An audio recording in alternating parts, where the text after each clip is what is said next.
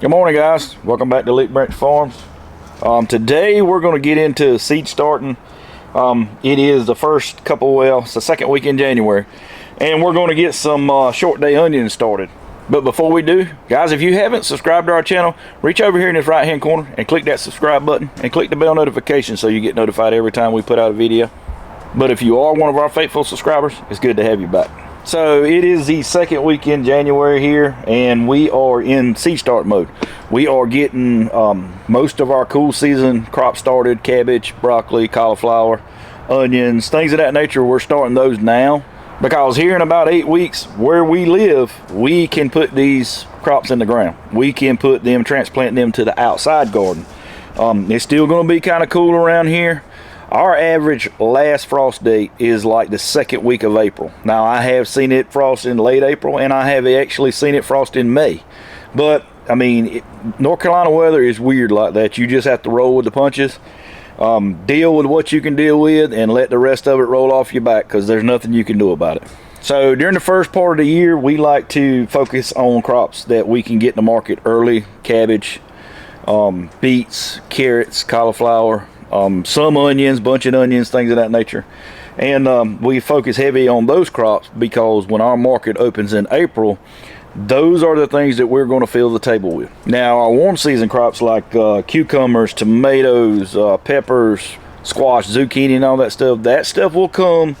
We'll start those seeds like mid-February, late February, to be ready to go out in the garden late March, early April. I got lucky last year and transplanted squash out in the garden mid-March and was able to successfully get a crop off of it. But we did get a real heavy frost after we transplanted those to the garden, and me and Betsy both were out there with solo cups and cabbage leaves covering everything up to keep it from freezing. And it worked. We didn't lose but a few plants. I mean, we had like, I want to say we had 1,500 squash plants out at the time, and it took a lot. I mean, it was an all-day job to get those things covered up, and I run out of frost blanket, you know, mid-stride, so we had to come up and improvise. You know, that's where the solo cup thing came in.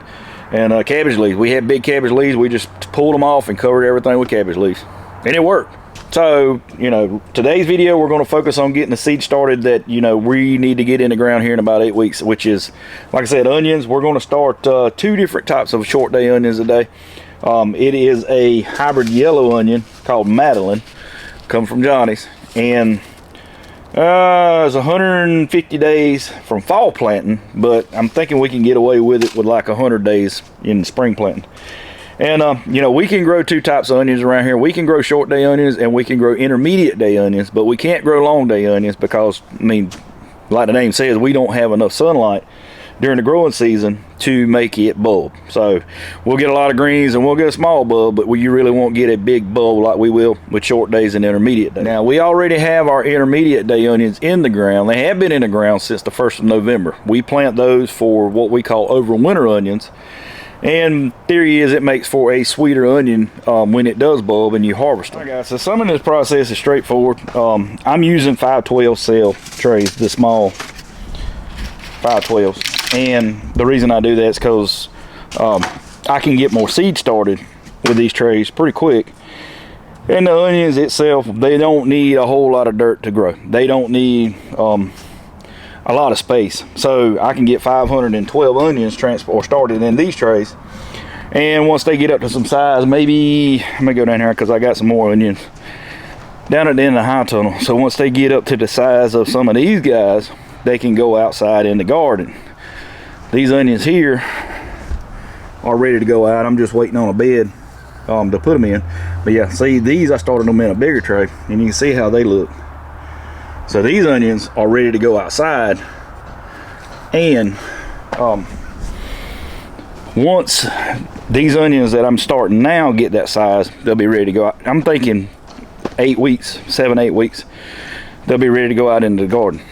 So onion seeds are typically kind of small, and I'm gonna give you a shot of, let me get this camera set up. So I'm gonna give you a shot of what we're working with, and right here you can see onion seeds are not very big. And you know, I'm trying to one at a time these things into this 512 cell, but I'm also using this little contraption here, and for you guys that garden, you know what this is, but I can set this little dial, you know, and it makes this little space in here smaller or bigger depending on the seed, and then you can just kind of thump it. And I'm using the number 3 setting, and you can see they come out rather in a line, and I'm having to one at a time them to get them in to the tray. We're not using any kind of magic dirt. We're not using anything special for a starting medium. I'm using peat moss. I'm using organic peat moss. Matter of fact, here's the bag. Black gold, sun grow black gold, OMRI listed, natural and organic, and that's it. Basically, the only thing I do different is I sift mine through this 1/2-inch screen to catch the bigger stuff and get that out. Other than that, nothing special. So we're gonna get started with this. It takes a few minutes. It takes me about, I don't know, 10-15 minutes to do 1 tray. I've already done 2, and they're in the germination chamber, and we'll talk about that more here in a minute.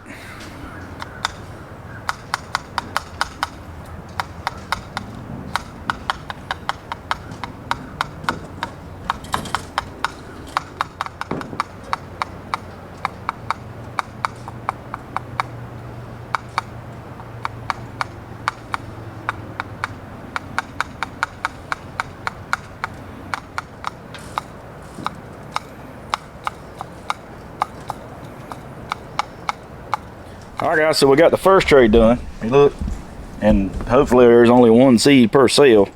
And it's not like bunching onions. Bunching onions, now we don't go through all that trouble to single them out. I put them in there, you know, a little pinch at a time, and I'll show you some of the ones I've got down here. Bunching onions, we plant them as a bunch, and you can see like here, how many's in that? So it doesn't, we don't have to go through 1 at a time. Now these we try to do 1 at a time. These are pearl onions or mini onions, so we try to do those 1 at a time.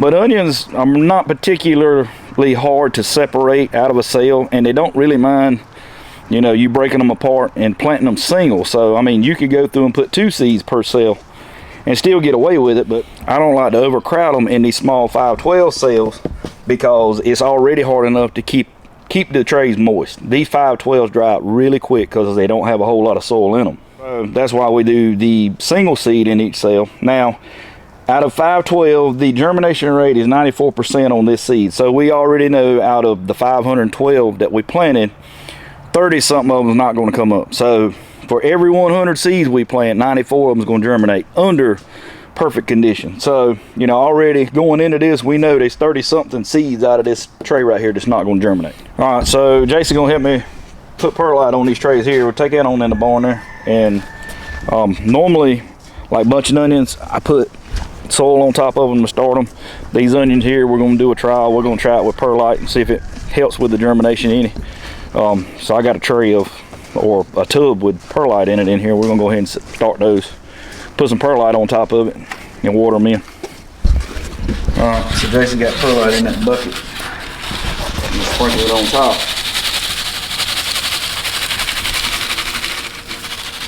Alright, go down to the side. Get some more out of that bag.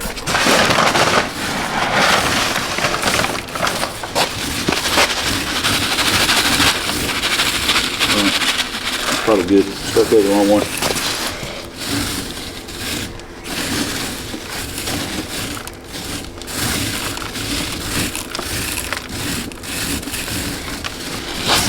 Got a little bit down.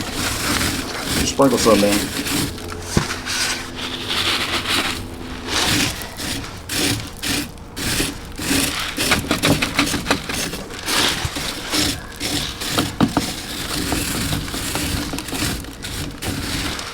I can do those 4 with this on the bottom. I'll be careful with it now. And this perlite now, it's really light stuff, so put it over here where we're gonna wet it down. That's gonna set it over yonder, and then we'll make sure you can see how it's blowing out with the wind. Get that water hose and drag it out. We're gonna move this stuff around a little bit, try to cover all these cells up. You can see with the wind blowing, man, this stuff gets everywhere. Once we wet it down there, it'll be okay. All right, so that's 1 tray today. I'm gonna leave it in here and kind of let that drain a little bit, and then I'll get some more started later on this afternoon. So I've got, well, that pack had 5,000 in it. I've already started 1,500, so I've got 3,500 more seeds to go.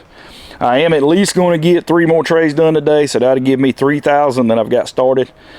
The way that we do our plant spacing on our onions, our bulbing onions, is we do 5 wide and we do 6 inches apart. So there's 6 inches in between each plant. On a 100-foot row, we use 1,000 plants. So that's what we're shooting for. So we automatically know now with the germination rate of that seed at 94%, we're not going to get 5,000 plants out of that bag. If we get 4,500, that'll be good, because we can do 4 100-foot rows and we can do 1 50-foot row and still, you know, come out good with onions. But in my experience, onions are a little temperamental, especially this time of year. So we're going to shoot for the 4,000 mark and know that we're going to get 4 100-foot rows, and if it comes up less than that, then we can put them somewhere. So that is the sweet onion, the yellow sweet onion variety that we're going to plant, and we've got a red short day variety called Red Rock that we're going to plant also. And with those, we got 5,000 seeds. So that's going to be 10 512 trays of red and 10 512 trays of yellows to start just for the spring crop. And after that, I've got 2 trays, well actually 4 162 cell trays of kale that I'm gonna start. I'm gonna start some winter boar, 2 162s of winter boar, and 2 162s of lacinato, which is Black Magic's what we plant. So the onions are gonna get a little boring, then we'll switch over to the kale. I may mix it up a little bit just to kind of break the monotony up, but yeah, I don't do them all at one time. I'll do 1 tray, do something else, come back, do another tray, do something else, come back, do another tray. But as long as I get all these onions planted this week, I'll be in good shape. I'm gonna get out here now on the tractor since the sun's popped out and it's warmed up a little bit, and I'm gonna drag these roads out from where all this rain rutted everything up. So I'm gonna go ahead and do that while Jason's here. He can run back and forth on the golf cart and kind of pack everything down. All right, guys, so that's going to do it for this video. We're going to wrap this thing up. But like I said, guys, if it's your first time visiting our channel and you like what you saw, please consider subscribing. And as always, we appreciate you guys stopping by. Thank you for watching, and we'll see you on the next one.